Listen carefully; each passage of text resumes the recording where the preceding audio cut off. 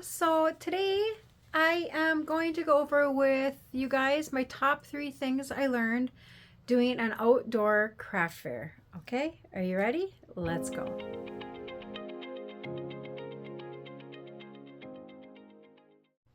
Hi, my name is Regina. I am the founder of RH Artful Creation, where I make bookish merchandise for book lovers all over. It's always handmade with a little bit of love and a few unladylike words. All right. So I did a craft fair this last weekend, the day before Mother's Day on Saturday. And it was my first outdoor craft fair. I've done indoor craft fairs and they've gone great and I love doing them. I don't do a lot of them because to me they're just a lot of work. I personally do not have a lot of merchandise in hand. I make things handmade, everything, especially the books. Stickers, I do have quite a few on hand because if you order 1 or 2 stickers, I have a whole sheet that I use. So I fill that sheet up with other stickers that, might sell in the near future, ones that are more popular, or new ones that I'm working on. So I fill up that whole sheet so I'm not wasting product. So that's something I do. So I do have more stickers on hand, but like the notepads and the books and all that kind of stuff, that's made as needed. So it's custom made just for you. I don't make it for anybody else type thing. It's not mass produced. I make it. Okay. So that changes how I do things a little bit. So with that being said, I typically don't carry a lot of product. So for the last 2 or 3 weeks, 2.5 weeks, I had been working 10 to 12-hour days making product because that product takes time to make. I'm not a machine. I'm not a company that goes boom, boom, boom. I'm not mass production. I don't use big print machines. I literally use an HP printer. And it prints beautifully. Don't get me wrong. I'm not belittling HP. Love them. It's a great printer. I love everything it does. And I use a guillotine. I use my iPad and to draw the stuff. I use Procreate to draw it. And then I use Canva a lot of times just to lay it out like on. This isn't mine. This is Emily Cromwell. Just to be clear, this is not my product. This is hers. She's my favorite person. So I buy her stuff. But I use a template I have on there and then I put my things in there. So that is something I do. And then I print them on my printer and I cut it all, make it myself.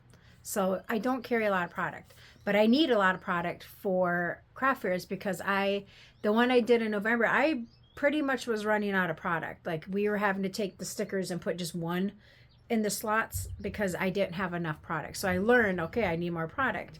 So with that being said, let's get into what I did learn about doing an outdoor event versus indoor event. And I hope this helps you. Okay, number 1 I learned is I am not made for the outdoor events due to the wind factor. My product is stickers, it's paper, it's light items. It literally was, and I'm in Minnesota, and I don't know if everywhere else it's super windy, but we have severe winds all of a sudden. We became the windy state. Like it's ridiculous. It's so windy that we can't even eat outside anymore because it's so windy. Our crap will blow everywhere. It's not peaceful. It's windy. And this is my opinion. Pretty sure it's because of global warming. I mean, as the earth warms up, the wind's going to move around more. That's just science. I mean, molecules move when it gets hotter. Well, it's getting hotter, even though lately it's not been that hot. But it gets hotter, the wind's going to move. So something I learned is my product's not made for the wind. It was so windy at this event that literally I had to hold out. And I had weights on my tent. There was tents that were blowing. There was other people's product, not just including mine. There was people's product blowing over whole racks that they had. Literally, this lady had I think they were handmade purses that she sewed herself. The whole thing went over. But my product is light. It's, paper. So it blew. Thank God my grandson was with me because he went chasing it and grabbed him. Other people around us were grabbing stuff and picking it up. And it got so bad at 1 o'clock. This started at 9. By 1 o'clock, I'm like, I'm done. I'm not doing this anymore. This is not fun. This is not worth my time and energy. I quit. I'm done. And because my product was starting to get wrecked. And when I'm starting to lose money because of the wind, it's not worth it to me. I'm losing money. And I already was in the hole because this was not a very busy event at all. I don't think they advertised it at all. You need to pay for advertising. If you're having an event, you have to pay for your advertisement. That's so important. But we'll get into that in a minute. So my product actually blew over. So like the tent actually went up in the air and came back down, and it knocked over all of my one whole side. Now, luckily, it was only my book side. So if you watch the video, it was only the book side. And thank God my grandson had just packed all of the stickers. He was actually putting the box in the bin for the stickers. And because it broke I have these tall, hot pink carousel things. $40. Those things cost $40. Well, it shattered. It blew and it shattered. The other one I was able to catch. My jar that I have the drawings in, my grandson grabbed it, and it was great. He did it, and it didn't break, so I was very grateful for that. But it was bad. I had sticker sheets blowing into the parking lot. We were in a parking lot, but they were blowing across into the other one. He had to run and go get those. The plant was tipping over. I always have like a hot pink plant of some sort. It was blowing over. It was a nightmare. It was just something I've learned. I'm not made for outdoor products. I'll never do another one again.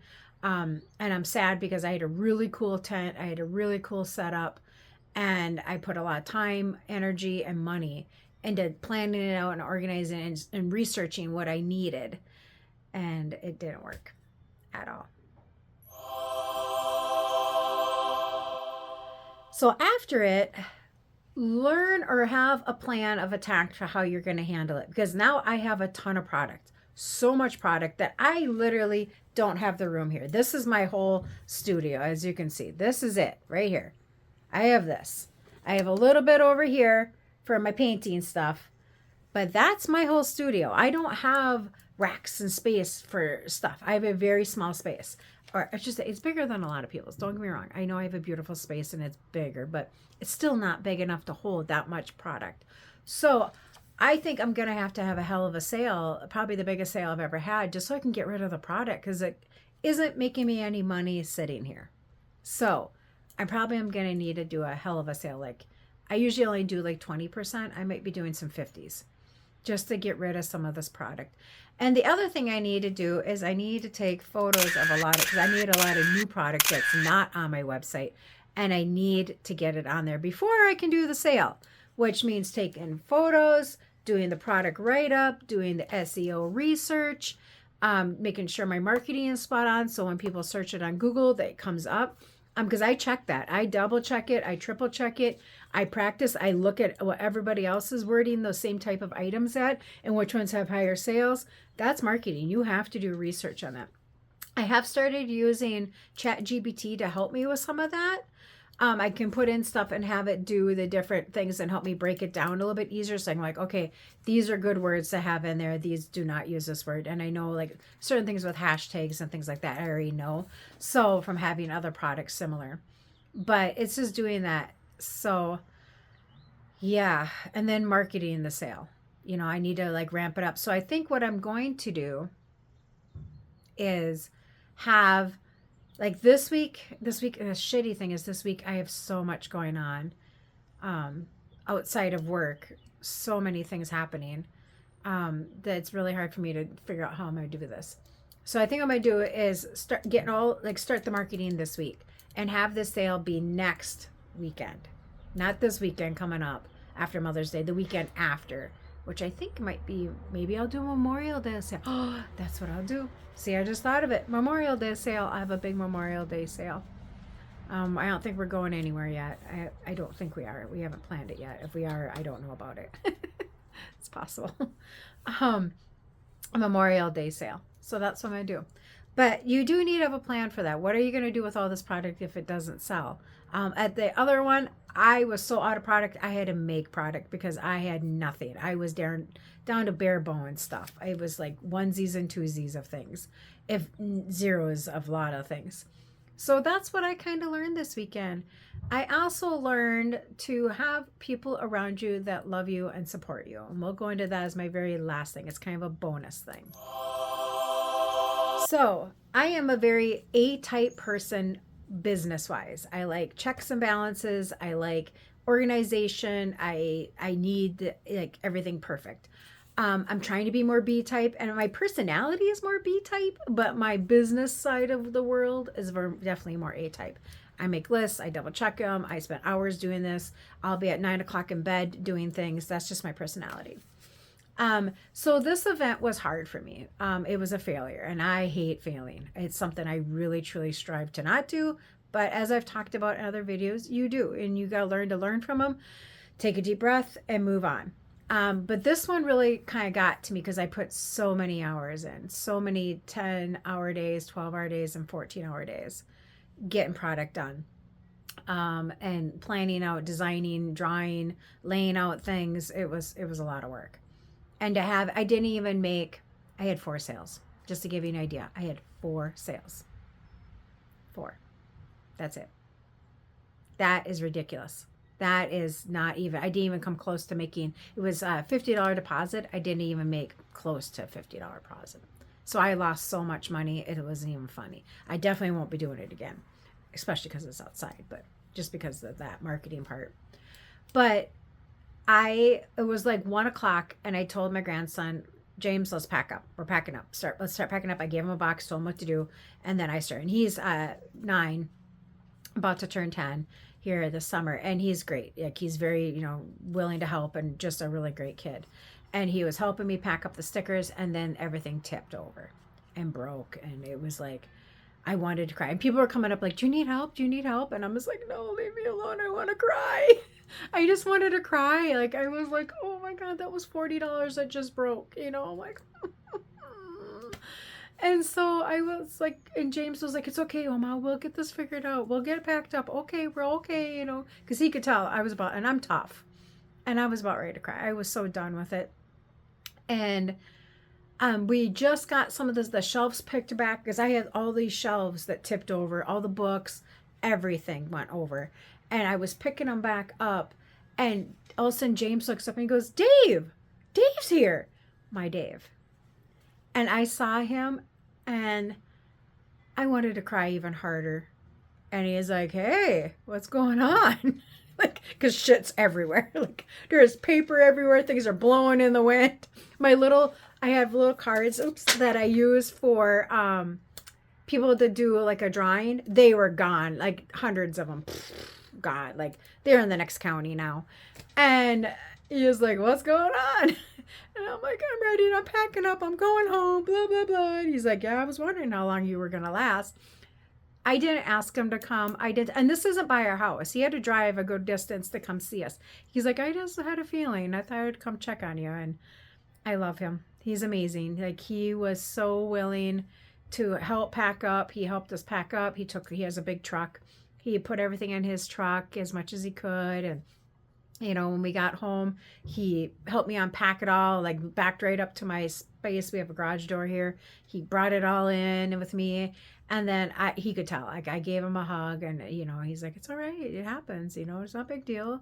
You did fine. You learned, and then I'm like, I'm done. I want to tap out because I wanted to quit. I wanted to quit the whole company, business, everything. Like, I went to the far extreme of mine. Like, this isn't worth it anymore. This isn't even fun. And if it's not fun, I don't want to waste my time doing it.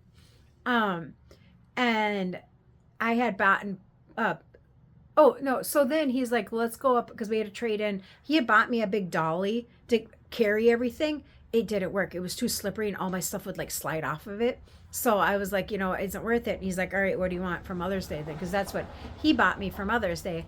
And I'm like, just buy me some flowers for the deck and stuff. So we went and got flowers, and we came back home, which always makes me happy to buy flowers. And he's like, you know what? I'll make dinner. I think you just need to make a cocktail basically and go put your hands in some dirt for a while. And that's exactly what I needed. I needed to just step away from it, have a cocktail, and just put my hands in dirt and make the deck pretty again after the whole winter and spring. So that is what I would tell you. Make sure you have people that love you, support you, and back you. If they're not backing you and helping you, then remove them. They're not worth your time and energy because they're not there to help you and make your life better. And I think that is something that it took me a long time to learn, is you definitely need people that support you and understand sometimes your crazy ideas, because sometimes they work. Most of the time they're going to fail, but sometimes they do work. And when they do work, you want to be able to have those people there ready to help you to give you that back a little push to pick up your flying pieces of paper in the wind. So I'll leave it with that. I'm going to put some little slide things in here so you guys can see some of it. I didn't take pictures of the disaster because I didn't even know where the hell my phone was, to be honest. I couldn't even tell you where my purse was. It was later. I'm like, James, you did grab my purse, right? He's like, yeah, what's right here? I'm like, okay, good. Because I was like, I don't even know where my purse is right now. I knew it was in the car because I have to have the key to start my car. It's a push button. And so I knew it was in the car someplace, but I wasn't even sure where. So I would definitely say, learn, grow, and develop from it and take a breath and just keep on trucking. All right, I'm going to get off here and get to work. All right, bye.